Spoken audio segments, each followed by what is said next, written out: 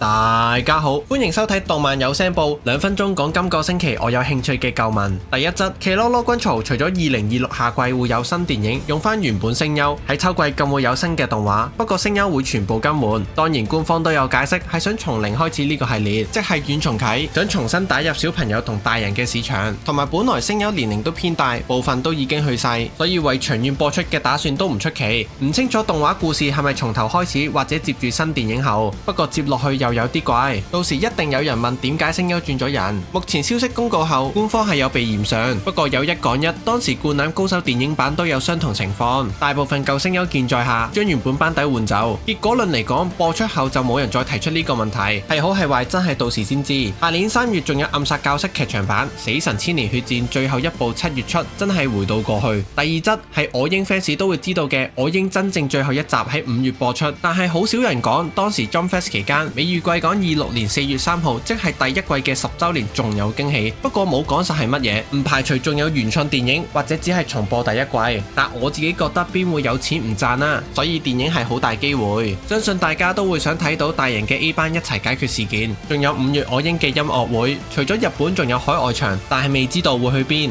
可能同巨人音樂會一樣有香港場。第三則，家庭教師 Reborn 新動畫仲未正式公開，因為21號嘅 Jump Fest 係有家教 event， 仲請咗鋼吉同埋 Reborn 嘅聲優，最後只係回顧同埋分享。明明係超好嘅時間同場地去公佈，但係乜嘢事都冇，有可能要再等。好似死神公佈做千年血戰到真係播出都等咗2年，火影20週年特別動畫到而家都冇影，所以大家再等啦。咁衝鋒21幾時有重製啊？第四則，排球少年電影對小巨人會喺27年播出，而且職業篇會有特別動畫，所以唔使擔心劇場版會太急。但大佬都等太耐啦啩，要等3年。今次就嚟到呢一度，我哋下次再見，拜。